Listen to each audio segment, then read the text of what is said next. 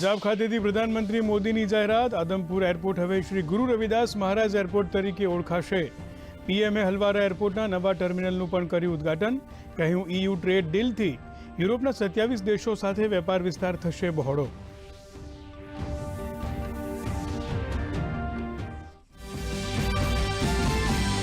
પ્રધાનમંત્રીએ બજેટને ગણાવ્યું વિકસિત ભારતના સપનાનો આધાર. કહ્યું રિફોર્મ એક્સપ્રેસ પર સવાર દેશને મળશે નવી ઉર્જા અને ગતિ.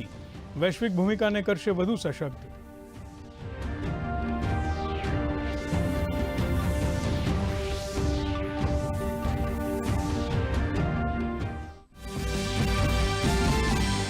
નાણામંત્રીએ કહ્યું વર્ષ 2026-27નું બજેટ એ ગ્રોથની ગતિને જાળવી રાખવાનો રસ્તો.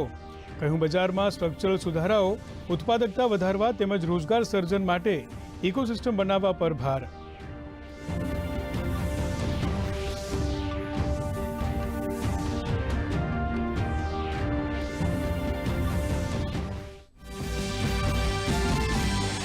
ગ્લોબલ ચિપ હબ બનશે ભારત. નાણામંત્રીએ સેમિકન્ડક્ટર 2.0 મિશનની કરી જાહેરાત.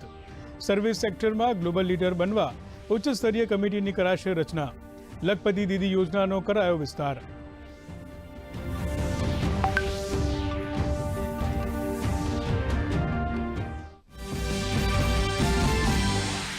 બજેટનું ચારે તરફથી સ્વાગત. અમિત શાહ, રાજનાથસિંહ, અશ્વિની વૈષ્ણવ સહિત તમામ કેન્દ્રીય મંત્રીઓએ ગણાવ્યું વિકસિત ભારતનું બજેટ.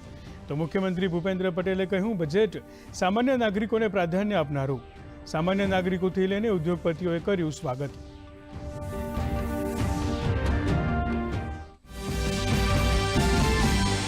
પોરબંદરમાં રાજ્ય કક્ષાના 8મા આંતરરાષ્ટ્રીય વેટલેન્ડ સેમિનારનો આજથી પ્રારંભ. વિવિધ તજજ્ઞોએ વેટલેન્ડ સંરક્ષણ માટેના ભાવિ રોડમેપ અંગે કરી ચર્ચા. વન અને પર્યાવરણ મંત્રી અર્જુન મોઢવાડિયાએ શાળાઓમાં વેટલેન્ડ ક્લબ બનાવી નવી પેઢીને પ્રકૃતિ સાથે જોડવા પર મૂક્યો ભાર.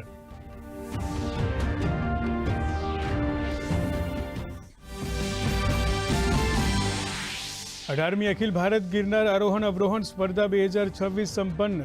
સિનિયર ભાઈઓમાં ગુજરાતના અનિલ વસાવાએ 58.16 મિનિટમાં સમય સાથે મેળવ્યો પ્રથમ ક્રમાંક. તો જુનિયર ભાઈઓમાં ગુજરાતનો દિવાકર 60.52 મિનિટમાં સમય સાથે ટોચના સ્થાને.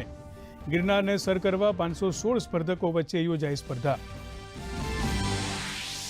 અંડર 19 ક્રિકેટ વર્લ્ડ કપમાં ભારત અને પાકિસ્તાન વચ્ચે રસાકસી. ભારતે પાકિસ્તાનને આપ્યો 253 રનનો લક્ષ્યાંક. પાકિસ્તાનનો સ્કોર 8 વિકેટના નુકસાને 190 રનને પાર. કેપ્ટન ફરહાન 38 રન બનાવી આઉટ.